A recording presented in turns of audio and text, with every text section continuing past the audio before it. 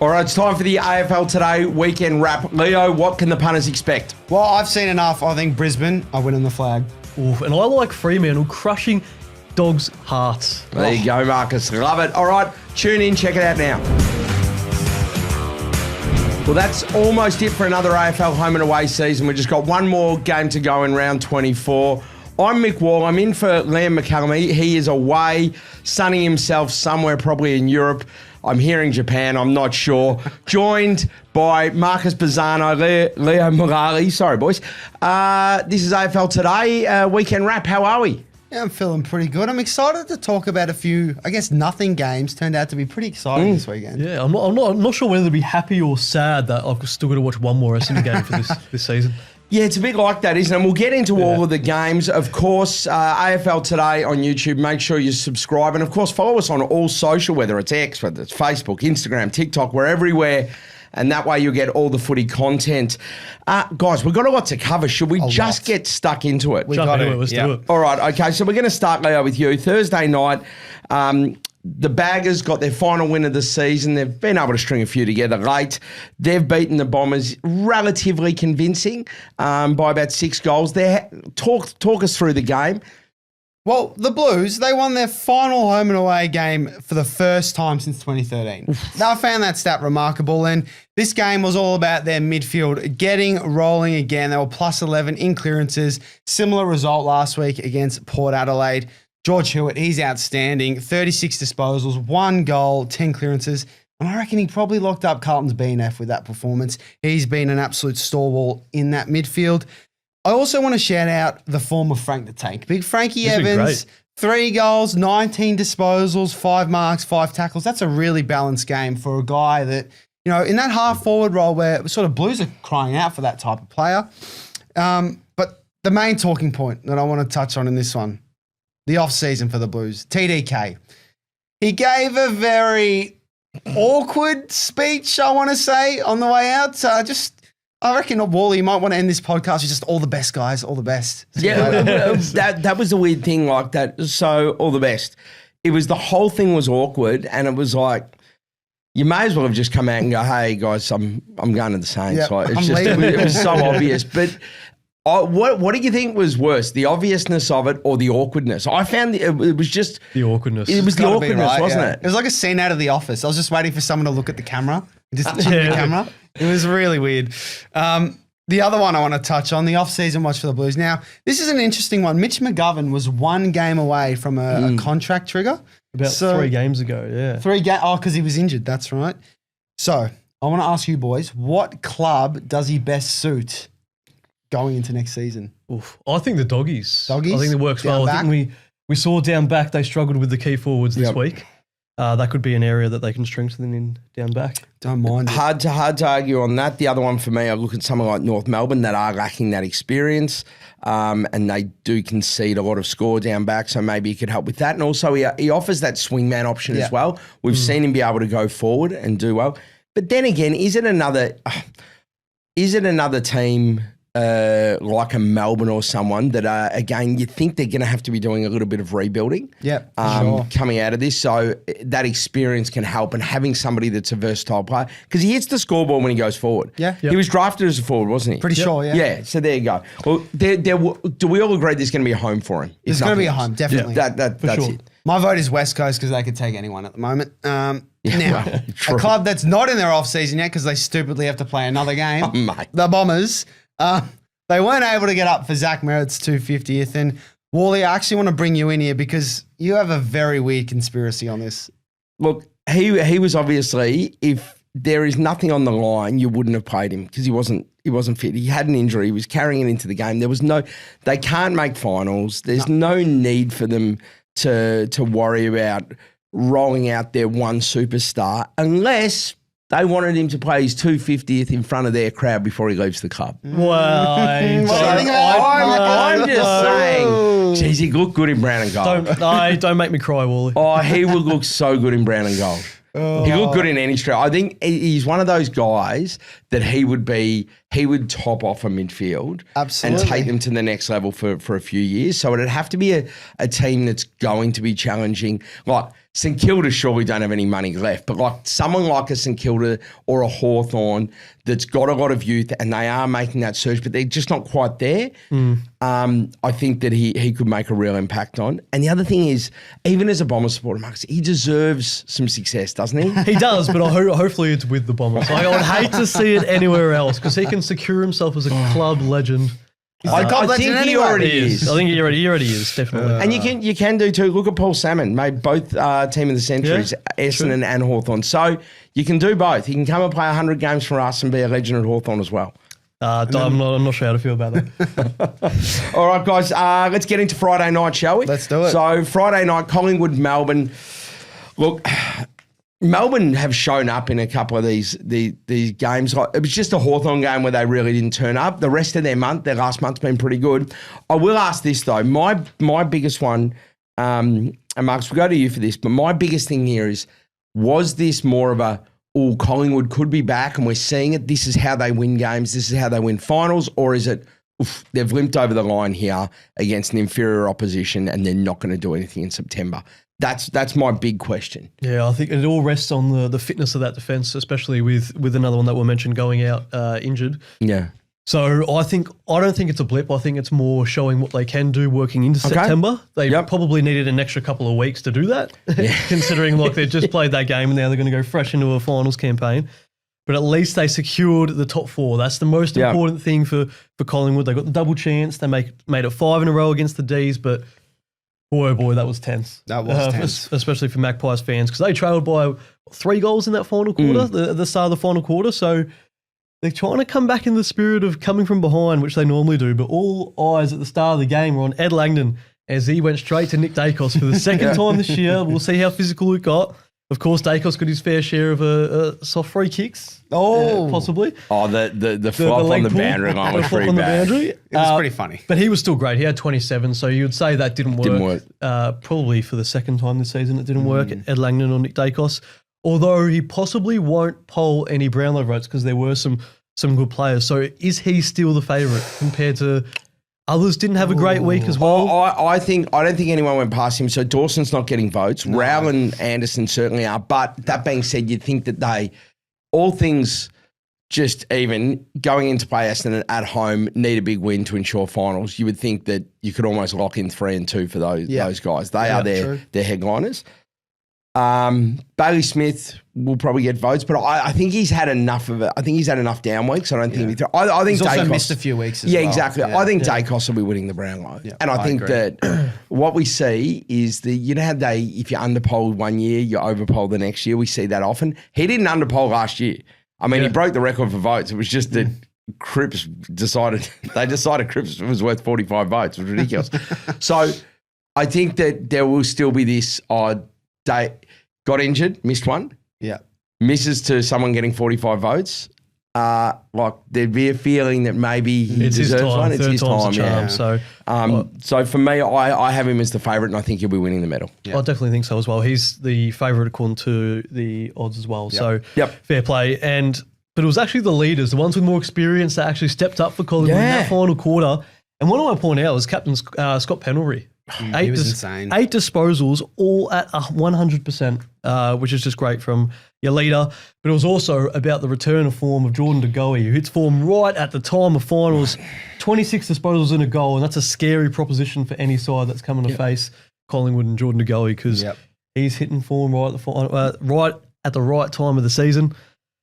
But it did come with a little bit of a sour note, the result, because Jeremy Howe injured his groin, and boys, how big of an impact could that be to Collingwood finals campaign, particularly if he misses the first quali against Adelaide? I think that's a massive impact. We've seen now for, I think, the last 4 times he hasn't played out a full AFL game.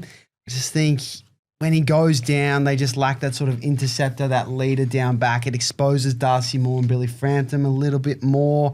So I think it's a massive out for him. I think the big concern here, so he's probably going to miss the qualifying final where they travel to Adelaide. So at least you can cover for that because you go, okay, we know we're not going to have him. Then let's say they come back the other way and they've got a GWS or a Hawthorn in the MCG. If they lose, if they win, great. he will be fit and ready to go for a prelim. Yeah. My issue at the moment with Howe is that the potential of him getting injured mid-game. When he went down against Hawthorn, their back line was in disarray and they got absolutely smashed because Darcy Moore is not a one-on-one stopping defender. He is there to come in, third man up, Float across, intercept, get the ball, use the ball out defensively. He is not your one-on-one guy to go up against the big key forward. So if he comes into a game and then injures himself during it, that's where it's really going to hurt Collingwood. Yep. And in general, like missing. The guy's a star. Yeah. I was thinking with the double chances, whether you just save him for that second game. Yeah, I don't think we've seen it. We see it so much. You don't take the risk. Yep. If it's an elimination final, go at it. If it is a prelim, grand final, of course. It's a qualifying final. You got 2 chances at this. Do not, whatever you do, do not risk him. That's my thinking. So yeah, but I'd love him to be fit and fine finals. He's nothing. But I'll tell you what, for a team that most people don't like, they've got a lot of likeable people in that side. Yeah, they've changed the Steele, culture. Pendles, Howe, these guys are they're likeable footballers. Depends what club you support, but yeah, with you guys, it's like Essendon and Carlton fans are probably just looking at me going, "You're an idiot." But anyway, we'll move to more positive news for the Demons in particular to finish the campaign because I thought Gawn, Oliver, Petrarca, and Bailey Fritsch, who's had a bad few weeks, they all returned to form and they played particularly well during that night. I thought Gawn got the better of Cameron as well on the night. But what can we expect to see from Melbourne next season? A little double-prong question. And do we see any Demons get an All-Australian jacket at the end of the year? So you're looking at maybe Gawn and Cozzy are the two that are floating around. There's a lot of unknown with Melbourne. I think there's going to be a lot of turnover with the current list. And I think because of that, I'm leaning towards a bottom four. Finish next season. Maybe bottom 6 at best. And in terms of the AA stuff, I think they'll give it to Gawn. I don't know if... Look, I'd prefer Grundy in that position. They'll probably play. Would they play 2 rucks? I reckon they do. I don't know if they will. I honestly don't think that they're most years the rucks aren't having good enough years for them both to be selected. So, anyway, especially if you're going to select the third that would go into the ruck. If you want to say it's positional, most teams don't play 2 rucks. They play a ruck and a forward that goes into the ruck. So you don't need to. I'm with you. I'd have Grundy ahead of him. Yep, same. But yeah, they probably will. Cozzy's an interesting one. I thought they would, but he's dropped off a bit. There's only so much space in that forward line. They're going to put a midfielder there. So they'll put like a mid forward like Bont. a Heaney or a Bond, something like that. Rankin, but I think that they're going to play Elliott and Rankin probably. I agree. And then Cozzy misses out. There'll be 2 of Elliott, Rankin, Cozzy, I think. Elliott, and Heaney's the look. I think Heaney has to go in, doesn't he? Has to be in. I think he has to be in. I agree. Yeah. And then Thilthorpe, obviously Jezza and Jack Gunston would be the 3. So they're your 2 keys and your mid-size. Justice for Ben King. He's been pretty good this year. He has been. Anyway. Should we look at Friday night, the second game? Let's do it. What a game. Port Adelaide, Gold Coast. Mate, Leo, you saw this coming. Mate, I think anyone could see this coming. Sure. Mate, and we'd had a fair bit of chat in the office here about this because the most emotional football team ever in the history of football is Ken Hinckley's Port Adelaide. We know that it's their whole brand. And what they did is that they did it again. They showed up for Ken and for Travis Boak, and it was incredible. Who would have thought? Got some help from the umps, obviously, in the process. But mate, they've won. They've held on and they've won the game by 4 points. They did it in an absolute nail biter. 2 legends of the club and the game, Boakey and Ken. And I think it was the leaders. You could tell that, Butters, Rosie, Georgiades, these guys, they just wanted to win this one. They were doing everything. Butters was superb, 35 disposals, 8 marks, 8 tackles, and 5 clearances. And Rosie as well with 34, a goal, 5 marks, 7 tackles, and 6 clearances. So those 2 were just everywhere. They really beat up on Rowell and Anderson, I thought, as a duo at least. And Georgiades was up and about. He kicked 4 goals and he had 6 marks and he just had a real presence every time it went inside 50. So I enjoyed his game and Boakey. We got to touch on Boakey. He was leaving it all out there. He had 22 disposals and a game high 9 tackles. I thought his run was really good, and he was playing more midfield because why not? Yeah. He could just get himself in there, nothing to lose. And I would have liked to see him kick a goal. Though, yes, as well. Yeah, I know. Bring him out the square. Do you know what happened though? The game. There was too much pressure on the game, so you couldn't set him up. If they were winning or losing by 6 goals, they would have pushed him forward, set it up. There'd be a lot less pressure on the game. But it was so much more important for them to win than him to kick a goal. So I think they made the right decisions. Just before we go on to Gold Coast, question without notice. You spoke about Butters. He was incredible. Mate, the way he plays and throws himself at the football, but the durability of him is insane. Yeah.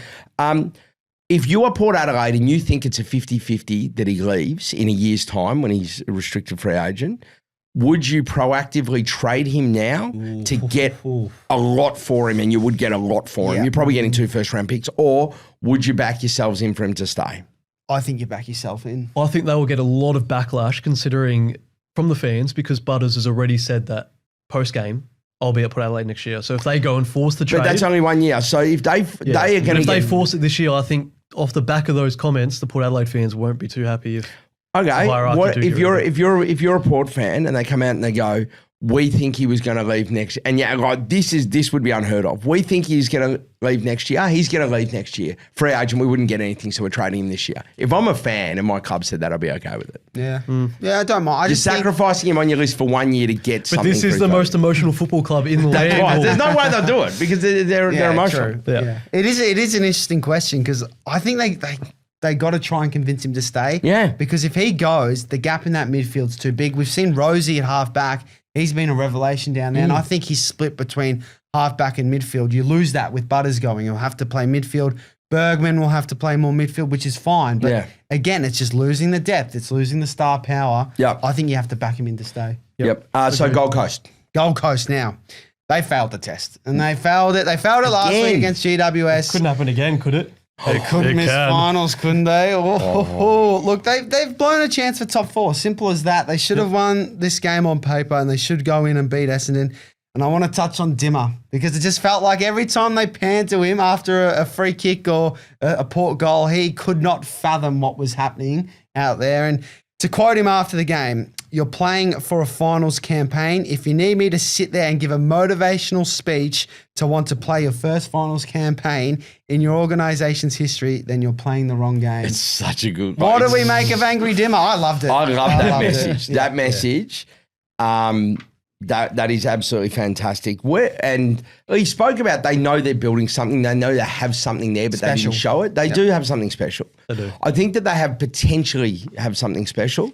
Yeah. That's fine. A lot of teams have. The potential word is a horrible word in football. And at the moment, that's what the Suns are. They're potentially a good football team. Yeah. And making finals isn't enough. Like, they were staring down the barrel of top 4. They need to win a final, and they're not going to. They're going to make the finals. They're going to go to Freo, and they're going to get whacked. Yeah. Because Fremantle showed that, okay, no, we're ready. We're ready for the final. We are ready now. They came into the Dogs' house, and they annihilated them across different lines on the ground. So, mate, I think Gold Coast, this is just a really painful, drawn-out end to the season for them. I think that they will beat Essendon. That's going to be just a horror watch. And then I think that they'll go to Freo and they'll get pantsed. Yeah, I could not agree more. Oh, yeah, I agree as well. I think Gold Coast struggle for finals. I think they needed that top 4 chance with a couple of wins. Imagine that. And the other thing with top 4 is at least you're getting a home final as well. And I think they play so well at home. Yep. How they're going to be travelling after playing 2 teams that had nothing to play for, except Port, obviously, the emotion got in. Got to be better than that. All right. I have to be. Let's get on to Saturday's games. Hey, Saturday was fun. It was. Saturday was a fun day of footy when we thought it was going to be like the worst day because there wasn't any pressure on. It was just like these games don't really matter that much. Yep. They're not going to affect anything. North Melbourne pushed Adelaide. They lost by a couple of kicks. They lost by 13 points. They pushed Adelaide all day.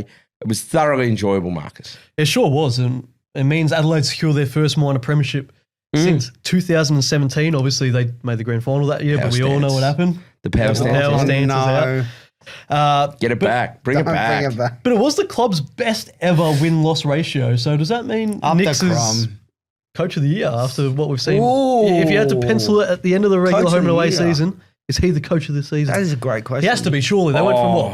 14th, 15th to top? I think he has to be just purely on that alone. But he is. He is. And you also look at his team and what he's playing with. He has a good team, but he doesn't have the best list. No. He's got this no-name defense that he's turned into an all-star back six. Yep. Like that they started, no one was talking about Worrell or Hinge or Keane. Yeah, definitely. Like no one was talking about any of them. And they're just, what they've done down there is fantastic. Been great. I actually, at the start of the season, would you have him I had him first to his I think I might have as well. And That's I was horrible. just, when you're just so wrong on something, you got to laugh. And I was just so far off the mark on that.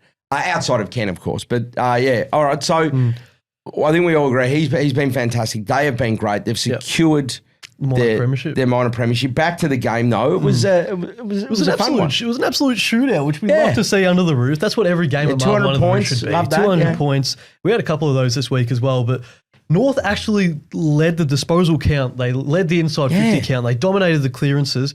But yet again, Adelaide for the second week in a row, Collingwood and now North Melbourne deny the major stats to go ahead and win a close game. So, but the question I'm going to pose to you boys is, like, I don't think that holds up in September when you're playing the best sides in the competition. And we asked how ruthless they could be in the midweek show. Did we get our answer? I don't think we did. No, I mean, going into the last quarter, they got up by about 38 points and you kind of go, all right, this is their chance. Put the foot on the gas, make a statement. Yeah, they'll lead them by 6 or 7 all game. And then North were just like, we're going to drop 4 on you in the space of 5 minutes and made it a game out of nowhere. And I don't know, Adelaide, they were in such great form after that Hawks game and the performance against West Coast and then Collingwood and North, they win all 3, but not any of them were convincing. So where I think that we get to a stage, and I truly believe that there is games that the players, it's a lot harder to get up for. This would be one of them because they had top 2 locked and all of that. But the Collingwood one, it's because it's interesting. It's like, are Collingwood back? So then that was actually a good win. Hawthorn were playing good footy around the time. They went there, they played good footy, they got the jump on them. So we know the Hawthorn win was a good win. Definitely. And Adelaide got back over the top of them, won the game really well. Collingwood, we're not so sure whether it was, and the other 2 weren't good at all. I'm very confident that they are going to come out and play really well in finals. That Adelaide Oval is a nightmare to have to travel to and play. It's a thinner ground. It's a thinner, longer ground, so the dimensions are different, and their crowd is just relentless and pulls them up. Mate, they're an incredible crowd. Yep. It is intimidating. It's loud. They're abusive. They boo. They just yell. It's like, mate, it's like a coliseum. That's good. What you want to see. And obviously they might have found the answer with Rankin's absence, and whether that is James Peatling or Ben Keys, who both kicked 3. Thriller also kicked 3 for the Crows. I think Peatling could be a little bit of the answer on the scoreboard front as well, particularly when you're looking for goals from midfield, because obviously Keys is already playing predominantly forward.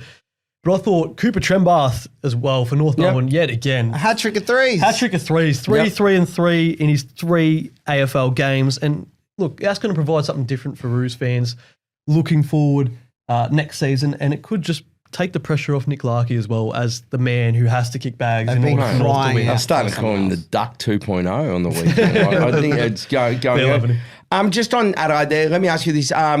Do we think, obviously with Rankin, the likelihood is we're not going to see him, and they don't want to be going back through the long way. So they want to get that win, and then they can just put a line through this and move on. Josh Rochelle, we're thinking will play the first or second final. Yep. So then do you need to, if you're the Adelaide Crows, do you go, we've got our big 3, we've got Keys, we've got Rochelle, and then we'll just rotate obviously mids through there? Or do you still try and put a forward focus into someone like a Peatling as another option? I think you're still going to put a forward focus in because he's missed a lot of footy, Josh Rochelle. You can't just expect him to come back in first week, finals-like atmosphere, and then kick 2 or 3 goals and be the X factor that Rankin is. I know he has that in him, but without playing any footy for a large part of the year. Yeah, it's very true. It's too harsh on him, I think. Josh Rosali also has the ability to affect a game with 4 or 5 touches, like you don't need him to be your guy that's just presenting at every opportunity, having 15 or 20 and kicking through. Like he can pop up and be that X factor, right? Yeah. And Pegling can be a consistent down there. So very, very good. But I thought Trishan Jerry was fantastic. Actually, for North Melbourne. He had 25 disposals. Could he be the All-Australian ruck? He's put his hand up there in the last game of the year to be like, boys, did you forget about me? Because he was showing a bit of fight and energy. In the first quarter, he laid 3 monster tackles. Yep. He had 7 clearances as well. So that definitely does help his All-Australian hopes. But I just think that suspension sort of killed him. He has to make the squad, though. And Grundy's form. He probably makes the squad. Has to make the squad. As one of the 3 ruckmen in the squad. I think it is very line ball between Grundy, Jerry, and Gawn. Which means they'll probably give it to Gawn. Yeah, you're right, but it should be Grundy. Yeah. I agree with that. It definitely should be Grundy. But the stand rule, it sort of took all the juice out of the game, didn't it? Because North Melbourne were coming. They kicked, like you mentioned, Leo. Was it 2 apiece, the stand rule? I'm not sure. Yeah, but it was the one late that really killed the game. Because North were coming 4 goals in 5 minutes, and Finn O'Sullivan was penalised, and that threatened another final quarter monster comeback at Marvel Stadium. So it was on, but then James Peatling, he took advantage of that 50-metre penalty. JP, our boy, and then kicked the goal. It's just the worst rule. It's got to go. It has to go. Has to go, blood. It has to go. All right. We're heading now. Richmond Geelong. Yep. Okay. This wasn't. This wasn't when we said fun game. We kind of meant North Adelaide. Yeah, North Adelaide, and then at the night there was a bit of a comeback. It was a good first half. It was a little bit, but good first half. But yeah, Geelong just did what they had to do. They got the job done. No injuries. You can just put those a tick. Yeah, they won by 39 points. Like just what we expected. They got through. Their injury looks incredible. They are just. It's what you want going into finals. Well, it always looks good when they don't list it. Yeah. Well, so true. That's very true. Very good. But talk us through this game, mate. Yeah, so we thought Richmond would sort of fall over the line going into the off-season, and they did in that first half, unfortunately. And it was the usual guys for the Cats, Baz and Holmes in that midfield. Their run and carry was excellent, I thought. Baz with 34 disposals, 10 inside 50s, and Holmes with 26 disposals alongside 677 metres gained. Look, you can read into metres gained all you want. I think his run and carry Holmes that he provides is effective in playing a front half game.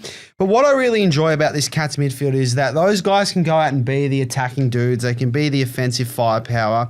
And you've got Tom Atkins there putting in the grit, putting in the defensive, the hard work that needs to be done. And he broke Scott Selwood's tackle record in a season. So Scott Selwood with 202 tackles, Tom Atkins now 205. He had 9 in this game, and just love the way he plays. It really they complement each other. It's a nice balanced midfield that they have there. And looking at the second half, Richmond did win it, but you kind of just felt the Cats took the foot off the gas a little bit, probably just not wanting to get injured, like you said, Marcus. But for the Tigers, I will give a couple of quick shout-outs. I really like the game of Sam Banks, 30 disposals, 10 marks. I think he's turning into a really nice sort of player going forward for the Tigers. Can I pose a question? Has he been Richmond's, probably other than Vlosten, has he been Richmond's best? Oh, I think he's definitely up there. Taranto or Nang, surely. I think Sam Banks is well up there. Yeah, top 3. Top 5 best and fairest? Top 3 best? Top 3. Yeah, he'll be right up there. Yeah. Yep. He's had a fantastic season. And Tom Brown as well, 20 disposals, 7 intercept possessions. He's another one that is developing nicely for the Tigers. He's going to be a big part of their future. But on the Cats, and I want to have a bit of a discussion here. So they haven't won against the top 8 side since June 7. That was Gold Coast at the Cattery. That's a long time. They've belted the bottom 9 sides and lost to GWS and Brisbane since that date. Do we think the Cats have been tested well enough going into finals compared to the other teams around them? So that'll be their first game in 2 months against the top 8 side if they win. If they win, yes. If they win. Yes. So, yeah, I just think it hasn't. I think the fixture, although you look at it, you're like, great, they've secured the top 2 spot, home qualifying final, but you also want to play those teams like GWS and Brisbane, which they lost against. Yeah. But they want to grab wins. And both of those were at home, I'm pretty sure, weren't they? Yeah, they were. Now, if you look at it from Geelong's perspective, it presents like fully fit list, flying, just winning games for fun, going into finals, double chance, all that. I'll put this lens on it. haven't been tested, and we don't know. Chris Scott spoke about this. He goes, there's no way of proving it either way, and he's right. You don't know. He goes, if we fail, then questions will be asked. If we don't, then it probably shows that it didn't matter if we do well. But they're not playing at home. They're playing on the MCG. So they missed that. They're playing against one of the two teams that have beaten them in this back half of the year. Yep. And then on top of that, the likelihood is they're probably going to cop a Giants team the following week if they do lose to Brisbane, who love playing them. So it actually sets up a Hawthorn team that will those games are always tough. So Geelong's path is not just, hey, win and we're in. It's a little bit difficult. Yeah. And I think it would be an absolute shock if they went out in straight sets. But I'm just saying, you can see how it could happen. It's a tougher path for sure. It is 100%. Yeah, going into finals, that's like my one just query on the Cats because they've done what they needed to do. I feel like they're a professional enough outfit, and the way that club is just run. Yeah, I think they'll be fine, but you just don't know. It's going to be an interesting watch. Interesting first week watch, of finals. definitely. Lads, do you know what the ASX means? Mate, of course. And in fact, I'll let Marcus explain.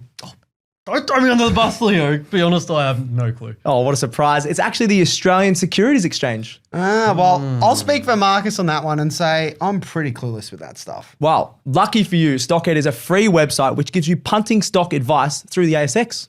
Where can we check them out? Check them out via stockhead.com.au. Saturday night, West Coast Sydney. West Coast started well and was like, oh, this is going to be fun. And then first half was good. And then Sydney got rolling and absolutely demolished them in the second half. They sure did. And look, I think it doesn't really hang praise on West Coast because the scoreboard looks ugly, but the Eagles, they definitely did show plenty of really good signs in that first half. And they led at the main break by 7 points. I think they kicked the first 3 of the game as well. They did, yeah. So you could tell Sydney were off it, and that led Dean Cox to give him a huge spray, a massive spray. And boys, which coach in the AFL would you most be afraid of copying a spray from? Got to be Kingsley, right? I reckon it's Kingsley. You could just put your... Is that just because of the pipes? Yeah, put your head in his arm and just squeeze until you pass out. I think Dimmer could be a shout as well. I reckon angry Dimmer, you would not want to get on his wrong side. Talking about pipes, Luke Beveridge, he got a bit angry? Yeah, and also there's a little bit of, like, I reckon he could get a bit unhinged, so it's almost you don't know what's quite going to happen. Maybe there is a bit of Bevo. But then I was thinking about this. We were talking about this earlier off camera, and I was the same. I was like, Kingsley. But is there a world in which it's somebody that seems like a nice guy, and then But like Longmuir? Chris Fagan. The old man, someone like that you're not expecting. If they actually turned that on, you'd be like, oof, all right. All right. I reckon if Sammy Mitchell lit up the Hawks, I reckon someone like that's just presenting really well in the media. He's letting the guys celebrate. He's like embraced this, this it's almost like it's a TikTok culture down at Hawthorn. He's embraced all that. If he actually flipped the switch one day and lost it, I think that'd be a scary thing. I know one thing for sure, it isn't Brad Scott, but we'll move back on the game. Sydney turned on the gas. They kicked, like you mentioned, Wally, they kicked 13 second half goals to 1 in that second half. So, and it was that 118 points they kicked the Sydney Swans, and it was their highest score of the season. They even chucked Nick Blakey down forward and he kicked a couple of goals. Hit 2 goals, 3, I believe. Yeah. So that was fun. Maybe something that you can look forward to next season. Throw the magnets around, sort of trial a few things. More versatility. Which you can. Yeah, 100%. He's definitely got the potential to do that with his flair, but I think you'd prefer him off the half-back.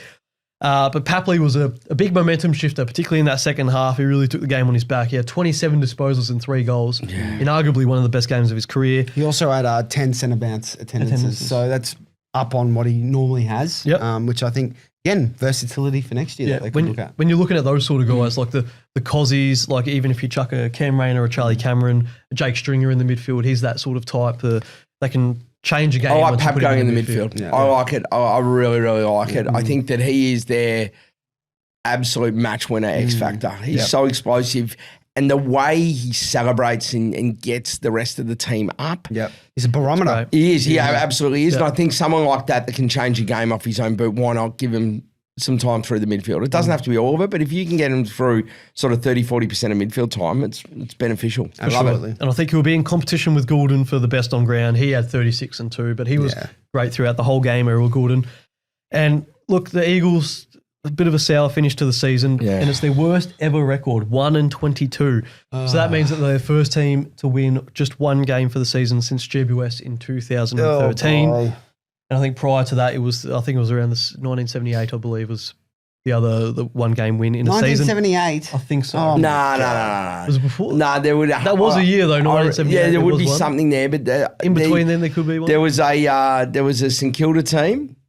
There was a Fitzroy team. The Fitzroy team. That I'm sure the Fitzroy team only won one game before the merge. Before they moved to Brisbane. Yeah, that's a good shout. And then there was a really bad St Kilda team. But point is, it doesn't happen often. Yeah. Yeah, it's That not is good the reading. bottom line. Point is, they're crap. You don't want that record. You don't want that record at all, and especially not a proud, rich club like West Coast. Like this is not.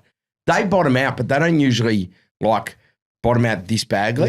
For this long. Yeah. And credit to the fans. They rocked up every week. They put up great numbers and, well, they won't be repaid by Oscar Allen, who was requested a move to Brisbane The officially. captain of the club. Requested a move. But, although in saying that, it's not all doom and gloom for West Coast, because I think Job Shanahan will be more than an adequate replacement for Oscar agree with Allen. that.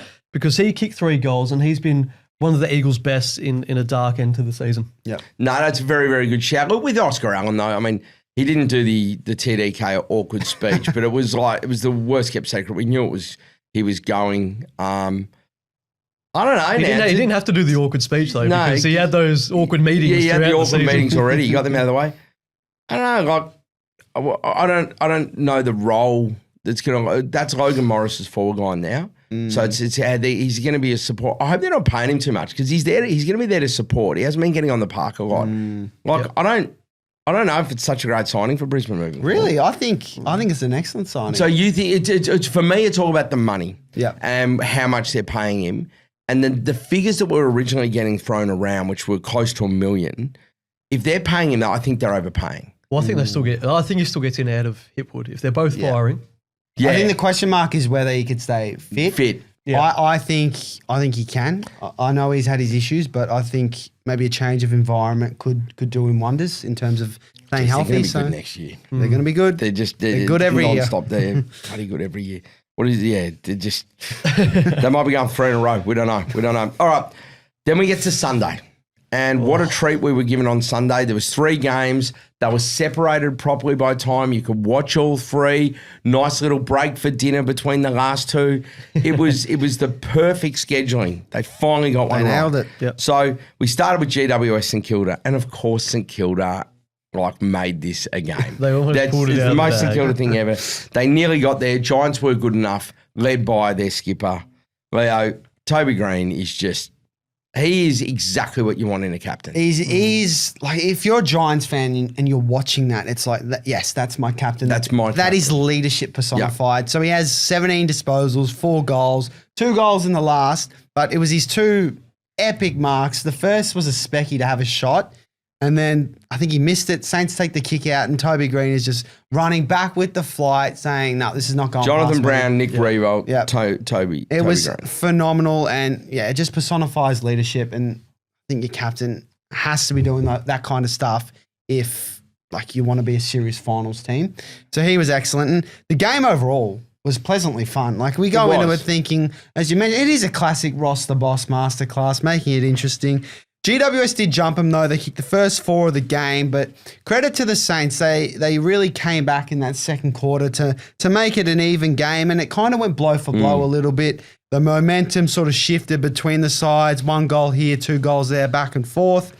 The tsunami did get rolling at different stages. Tom Green, superb. 33 disposals, 13 clearances.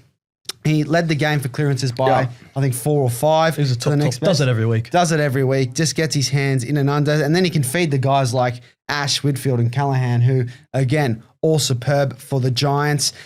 And with the Saints, they did rally. They were good. And they were led by Darcy Wilson, who had a breakout game. 5 goals, 23 disposals for the speedster. I did not see that coming. But it's just another young Saint that you could sort of give the tick to, and they can maybe build something around these young guys. You never know. Know. They're putting together. I think that people need to look a little bit closer at the St Kilda list and some of these players. You spoke about Wilson. Players like Cooper Sharman, Windhager, these great. guys. Philip, these players are all potential A graders. Yep. So they have got a lot of them, and they're adding some huge pieces to their team. They've being able to bring in TDK. Re-signing Nas was huge. Re-signing Nas. They're bringing in Ryan as well, Liam Ryan from all reports, which is going to... Oh, yes, Liam Ryan. Sorry, I thought you meant Luke Ryan. No. Luke, I think Luke Ryan's pretty happy. Yeah. Liam Ryan. Who is a tremendous kick. Yep. His field kicking is elite. So bringing somebody in at that level, and that's what you want. You want elite kickers that can move the ball, and they have a lot of pace. They look quick on the ground. So St Kilda's future is exciting. You don't want to see hey, we finished off well again. Oh, an honourable loss. You've got to move on from all of that now. It's got to become something meaningful. Yeah, absolutely. We're playing finals. We're winning finals. And as you mentioned, Wally, GWS really clutched up late with 4 of the last 5 goals. We gave plaudits to Toby Greene. Absolutely superb. Now on the Giants, and I'm playing into Marcus's delusion here. It's not delusion, mate. The evidence is right in front of you. Yappa. Here we go. The Giants, they're coming there. I'm telling you. Daniels, back in the VFL. Brent Daniels, of course, 29 disposals, 9 clearances, gets through the game. Perfect. Buckley, test on the weekend, should be back for finals. Callie and Stringer were 2 weeks away last week, pushing for the first week of finals. And as well, just a question mark on Hogan. He is TBC on the injury list, but just a little bit of a watch if he is fit to come back. Yep. Are they, in a weird way, like a side other than you, Marcus, a side that no one's talking about that can go deep into finals? Yeah, absolutely. 1,000%. Yeah. So the thing is for them that they get these players back. This is the team that are going to benefit off this week bye before finals. They'll be wrapped that the byes coming. Yeah, in. true. They are going to restock. They will fancy themselves to beat Hawthorn. And we're talking like Gold Coast will beat Essendon and go into the 8, right? They will beat. And then they don't care where they go. They'd be happy to go to Brisbane. But then if Geelong lose to Brisbane, they would be licking their lips. Imagine getting to play Geelong, a team that you have owned for the best part of 5 years. Imagine getting to play them in a semi to move into a prelim, and then they're happy to go anywhere. Yep. And then they'll be rolling, and you're playing a team that's had week off, week on, week off. And we know that there's been, it used to be 95% of teams that won the first week would end up in the grand final. It's something like 60% since that bye's come in now. So I don't know, Marcus. I'm with you, mate. Yes, we've got another. He's saying they're making the grand final. Are you with him on that? I'll tell you this: the winner out of Hawthorn GWS make a prelim. Will have every ability to go deep. Okay. And I will be supporting from there. So if we lose to GWS, I will be donning the orange for the rest of the finals. I'm on board, Marcus. Orange morph suit with me for the grand final. Let's do it. Yeah, let's do it. I'm all orange. Oh, my God. I do not want to be on that. The world is not ready to see that. It was all orange. Oh, Jesus. That's like a me joke, that one. So there you go. But I agree, mate. I reckon that they are a massive smoky. And, there'd be worse places to have your hard earned than on them. I'll tell you that right now. All right, Marcus, we'll continue on with Sunday, Western Bulldogs Freo. We were hoping for the same level game, and geez, the comeback I thought was nearly on, but Freo were just too good. Yep. They smacked them around the park early enough, and then they held them off late. They were great. They are playing finals. I think it was their 5th or 6th crack at a last round win to make the finals. They hadn't done it previously. They had to do it eventually. They were so good. And they have X factors all over. They got a strong defense and elite midfield. The prancing pony I was up and about. Like that forward line, they've got their own level of a 3-headed monster. It's doesn't have quite as many teeth as the Adelaide one, but it's mate. They're looking in good shape. And they did it against the flat track bullies, as you like to say, Leo. Flat track Bulldogs. You said that they did deserve finals more over the Dogs in the midweek show, and they did do you proud. Well done, Longmuir. And it continues the trend of no VFL, AFL team missing out on finals with 15 wins. So what we all thought could happen ended up didn't happening. So, but it was the Dogs who actually started like a house on fire. They had the first 6 inside 50s. They had the first few scores, and I thought Jordan Croft was superb all day in that forward line. For a second gamer in a must-win game. Yeah, he was just putting his body on the line. How many forwards are they just producing? It's ridiculous. It's ridiculous. So Norton, Croft, and Darcy could be one to look out for. Yeah, if you said like towards the end of last year, you go, hey, they're going to have 3 like really good forward options, and Jamara isn't one of them. You go, what are you talking about? You've got rocks in your head. But like that has made way, and now Croft. I mean, it's a little too late scenario because they're not playing. But Agreed. You'd be excited about them next year. 100%. I think it was the forward line, a tall forward at the other end, who we've given flack for this season, was actually keeping them in the game, and that's Jai Miss. Yeah. And he kicked a great goal from the pocket at the start of the second quarter, just to bring that belter, wasn't it? Yeah. to 1 or 2 goals, and that, I think, really just flicked the switch for Fremantle, and then they went on to kick 8 in a row. 7 Big second 7 quarter. to 0 in the second quarter, 7 goals to 0, The that is. pressure that they applied in the second quarter, the last time I saw that sort of pressure, and especially from them, was the 2013 qualifying final they played down at Geelong. And they turned up to Kardinia Park, and it was insane, the level. And that they ended up making the grand final through it. Yep. But I haven't seen pressure like that. If they bring that, they 1,000% can win the premiership. If they play like that, Every week. Can you play like that every week? 4 weeks in a row. You're going to do it for 4 weeks. We're not talking about a season, sustaining a season. If they can put a performance like that in, and you don't need to play that way for 4 quarters because you can't. What you need to do is you need to play like that to get out to a lead that you can protect, which they did. Yes. True. And I'll tell you what, when you're up by 30, 40 points on a prelim or a grand final day, it's a lot harder to find a way to come back into the game. Yeah, so absolutely. I think Freo are another one. Any of the 8 teams, apart from the Gold Coast Suns, I think can win the premiership. Yeah. But, mate, they impressed me. They blew me out of the water. I was so impressed by the way. And they the Dogs, they just really struggled to keep the impact of the Freo tall forwards to nothing. I think Tracy was all over Lobb aerially. I think Lobb he's had a great year, fantastic year, Rory Lobb, but he just didn't have his best game, unfortunately, for the Doggies. So every time there was a long kick down the line, he'd always get outmarked, and Tracy or Voss. Voss was fantastic. And speaking of Patrick Voss, how good was that? Don't argue. But don't argue. The goal from 50 to stop the Dogs' momentum. And then he's gone off. He's running Done for that. And 30, Kathy Freeman, he's loving it. Incredible. And they're the players. We spoke about Papley earlier. Voss is there. Yeah. Papley. You need a player like that energizes the team and the crowd. It's not just kicking the goal. I loved it. And it was like... And how good was the... Don't argue. This is a separate one. On Jason Johannesson, he's just standing on the boundary line, just going, I've got you covered. Bang, with ball in one hand. It was like the superhero with a baby in one hand and just pushing him off. He knows exactly how to get it done. But if you compare that to the other end of the ground, Alex Pearce kept Darcy goalless and pretty superb. quiet, along with Brendan Cox, who did an awesome job, and Aaron Norton as well. I know Norton ended up kicking a couple of goals, but as soon as he ripped the headband off, Norton Lost his powers. No, he certainly did. That Freo back six looked really good as well. Yep. And the way, and then Clark, the way he uses the ball out of it. Like they're good on pretty much every line. If that forward line can function well together, there's no reason why they can't go very, very deep. Western Bulldogs, just as we're talking about this, looking at the game, they really need to do something with it. They need a key defender. Yep. Badly. They really do. Yeah. And I don't know what the answer is. They don't grow on trees.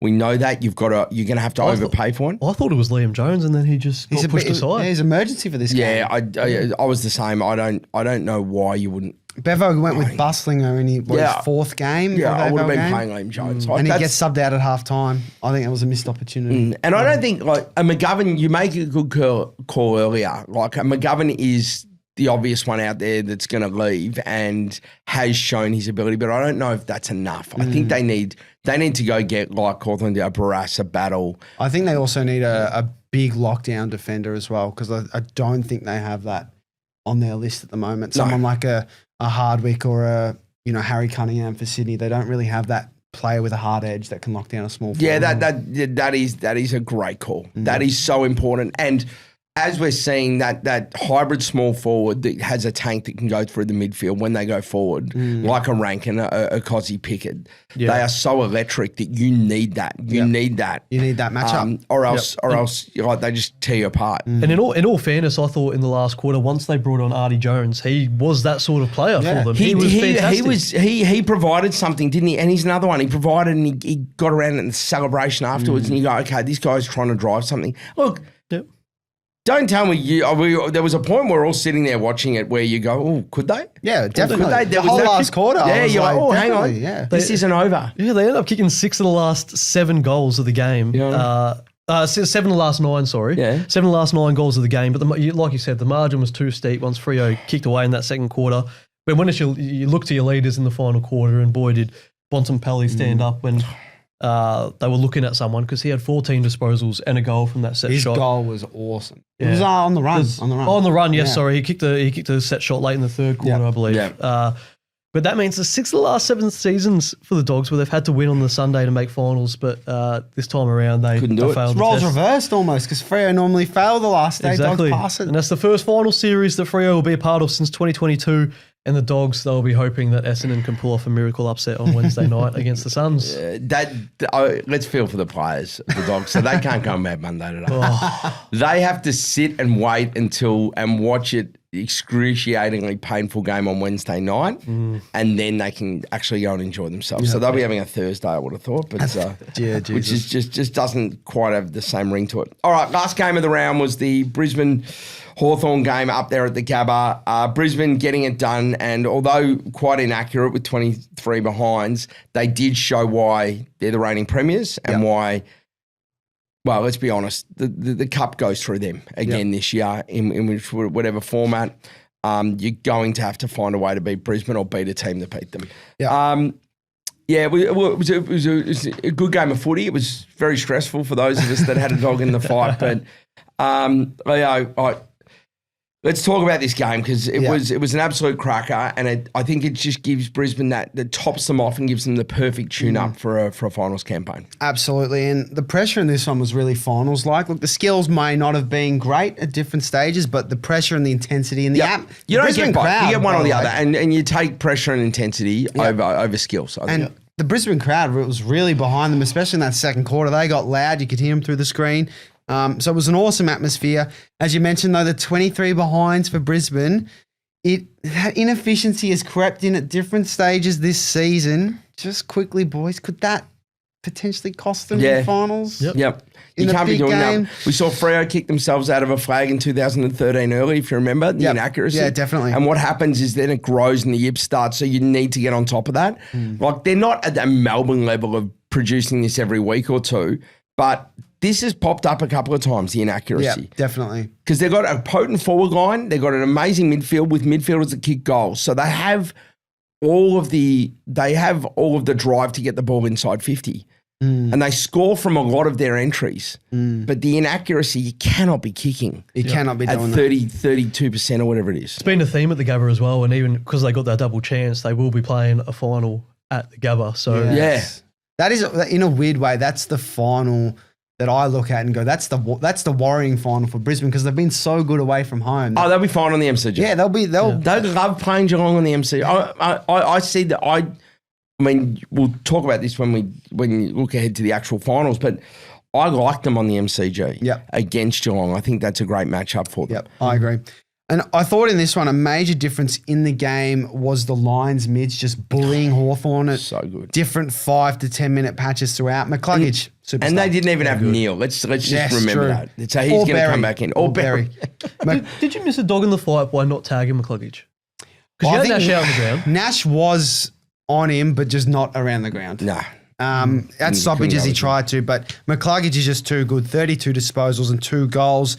And what I love about Brisbane's midfield is whether it's Dunkley, Bailey, Rayner, Ashcroft, these guys, as you mentioned, Neil and Berry weren't even in the side. They are just so bloody good at breaking tackles and just getting through, getting the handball out.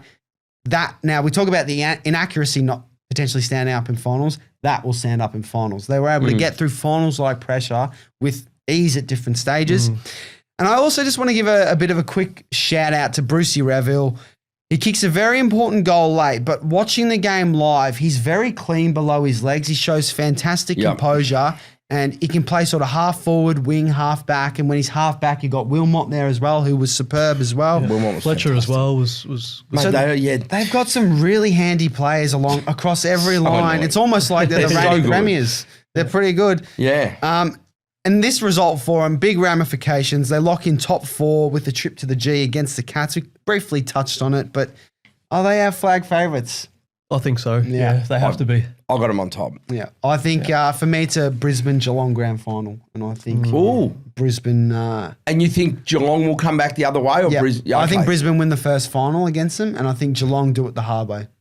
Yeah, I could Like, see as in play Geelong. all four. Yeah, I could see Geelong. But I think it'll be a ripper grand final because going into this final series, I think they're the best two sides. I'll tell you what, if you're Adelaide and you win, you don't want Geelong in a prelim. Because Absolutely not. It's like them. They love playing there. They beat It's them like, there at gather rounds. Well, mate, it's because the ground is shaped like Canadian Park. So it's that long, thin ground. I spoke about it earlier. Like, it sets up beautifully, Geelong. They have no issue playing there. They love playing there. And because of the experience, they can handle that atmosphere with ease. They could probably take the crowd out of it, I reckon. Brisbane Geelong will be a good grand final. Yeah. Oof. Brisbane GWS. Oh, shut up. For me. Now, on to Hawthorn. Yeah, I'm with you. Wally knows. I'm with Wally you. knows. I'm all over it. On to Hawthorn. Look, as I mentioned, they probably should have lost by more, but they were ultimately let down by that lack of midfield depth. Statistically, the Lions midfield just had a lot more of the ball than Hawthorn's midfield. And just when the Lions did have that momentum, because there were periods where Hawthorn had it, but when the Lions had it, they make more of it because of that midfield. They're a bit more clinical with it. And I do want to give applaud to Jack Ginnivan.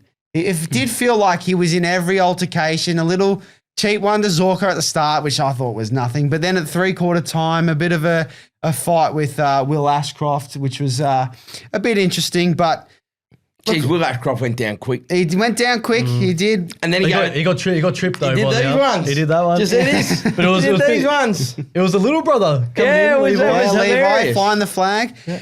But Ginnivan, I think he's been one of Hawthorn's best players since being dropped. He had 23 and 2 in this one, and it just feels like he doesn't miss the 20 disposal marks since he's been dropped.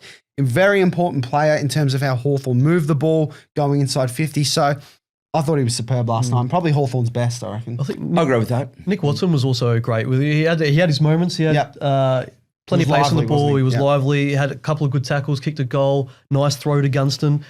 Hey, yeah, nah, yeah. there's a fist on that one.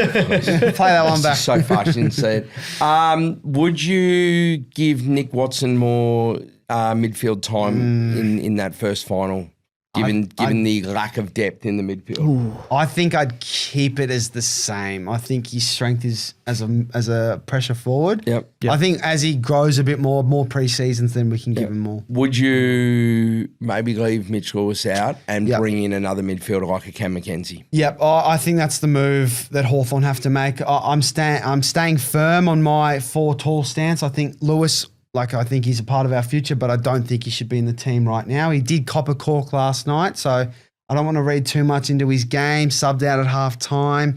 I just think when the ball hits the deck, big liability. And I think with the midfield is an area we struggle in.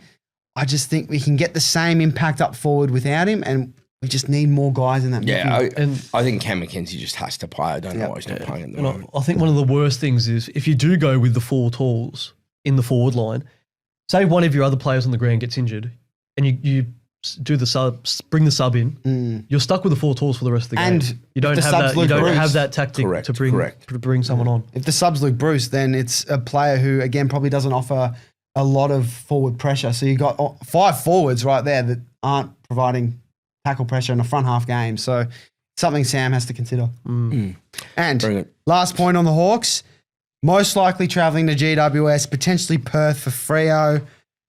Do we think that they could maybe get a bit of a run on the winner of if they play GWS? Could that game potentially go down a path of a prelim? So if you go GWS, they get to play a GWS team who they beat earlier in the season. It's all depending on what that team looks like on paper. They also haven't been amazing on their home deck, so that's fine. Then the likelihood is you're probably going to play a Collingwood that's lost to Adelaide, who they beat recently by 11 goals. So yes, they can. It doesn't all work out like that. We know that. Yeah. That's fine on paper. But as they say, the game's played on grass, so it's not played on paper. Like it's going to be what it is with that. I'm not sure with this midfield Yeah, I agree. that Hawthorn can go deep. Only they had Will Day. Will they? But I actually think it's another dude. It's another dude. I think that there's some personnel. We don't need to go into Hawthorn's entire list, but I think there's players in there that I look at that midfield and I go, there's the one in particular I look and go, you're not winning a flag if that is like your number 2 mid. And that's an issue, but that'll get rectified in the off season.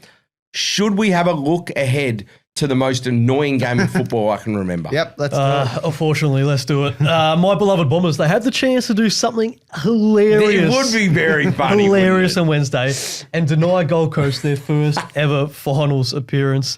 It couldn't happen, could it? Oh, it can. Would this be the greatest finals choke? Oh, of all time? 1,000%. So they were staring down top four, and other results went their way to get top four. Even top two. If they beat So GWS. all they needed to do was beat Port, who were out of the race, and an inferior team, who had, and they had injury issues too. Port were missing some key players. Yep. Then they beat Essendon. So they lost to Port Adelaide, and it's just all up in flames now. So And they did lose to GWS as well at home. I know that's a tougher game. And if there's a tough one, I just can't think of it. So the only one in recent memory, you think Carlton when they lost a few on the trot when Elliott kicked them out of finals. They lost 4 in a row. They lost 4 in a row to lose. I think a couple late on, but I think in the manner the teams that they're facing there in the season, Gold Coast, this could definitely be a big finals choke. And in saying that, Essendon have lost 11 on the trot, and Gold Coast have won the last 3 meetings. So everything suggests that Gold Coast with an easy victory here. And I think it all starts in the midfield because Essendon, they just really struggled with the physicality of the Carlton midfield last week with Merritt, obviously, a sore Merritt, and Durham laid out. That was a really big laid out against the likes of Hewitt, Cripps, Walsh, which is good news for the likes of Real and Anderson, who are 1st and 4th in the comp for clearances. So I believe they'll just rack them up and absolutely dominate that middle of the ground. Essendon are 16th in the comp for clearances. Yep. Gold Coast are 3rd. But I think the magic number for Gold Coast here on points on the board is 76. If they kick 76 points at least, they'll be fine because Essendon have not won a game this season when a team has kicked at least 76 plus points. They should do that in the first half, really. If they're serious. Realistically. And one person who can do that in the first half on his own is Ben King. He can do that. 14 goals in his last 4 games. He's kicked at least 1 goal in every game this season. Wally, you didn't mention him in your All-Australian forwards? I don't have him in my All-Australian. I have Riley Thilthorpe because of his impact around the ground ahead of him. And obviously Jezza gets picked. I'm just picking the two talls, 2 smalls, a mid-size and a mid-forward. And you'll float Gunston in there. Well, Gunston's your mid-size. Mid-forward. Yep. Yeah, okay. And then, well, even if he doesn't hit the scoreboard, I think it's the supporting tools of Ethan Reid. And even if they want to drift Mac Andrew forward, because, look, they don't have many great defensive tool options, my Bombers at the moment. In fact, none of them are fit, assuming Laverty doesn't play this game, even still. But Blackiston is the only tall defender in there, and he was drafted as a ruckman in the mid-season draft. So, look, it's he's done well down back, to be fair. He has done well. He has done well down back. He's got his work cut out for him in this one. He sure does. So I think, look, it's got Gold Coast written all over it, doesn't it? Yeah. Certainly does, mate. It certainly does. All right, let's do a ladder check for the last time this season. Obviously, the top 4 is fully locked in now, so we know what those are going to look like. Adelaide's going to host Collingwood, which will probably be the Saturday night, I believe. Oh, okay. And I was thinking Thursday night. I think that they say 1v4, 5v8 is Saturday, and 2-3v3 is Thursday or Friday, and then the other. So the likelihood is if they stick to that, Collingwood, Adelaide, probably on the Saturday night. Yep. And then you've got that Geelong Brisbane game, which what would you do? Would you have that Friday night prime time, or would you kick the finals off with that? I honestly would kick it off with Adelaide Collingwood. Yep. And I'd have the Geelong Brisbane one on the Saturday. Yep. Yeah, and because I just think Freo Gold Coast on a Friday night, I'd rather that on a Saturday night. So what that would mean is that then you'd have to play the Friday night would have to be Hawthorn Giants, which is that's a draw card. That's what I would do at least. All right, very good, very good. Yep. And look, we don't need to go down the ladder too much here, but I think that just a call out there towards the bottom, a lot of what's going to be interesting here is all of the swap draft picks. This is going to be a really interesting draft this year. So the Bombers, you've got the D's pick. Yes. Hawthorn's got Carlton's pick.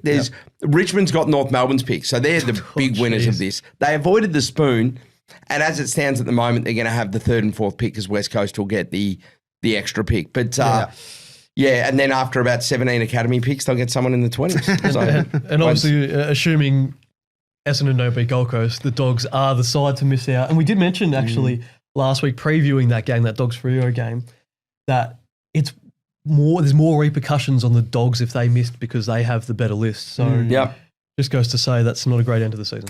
All right, checking the tips now. Good round from the team. Happy with it. 8. Liam got 8. Marcus, you got 7. Obviously, we got the Suns to play on Wednesday. So yes, you're all on the Suns. I missed the Dogs one. I tipped the Dogs. Yeah.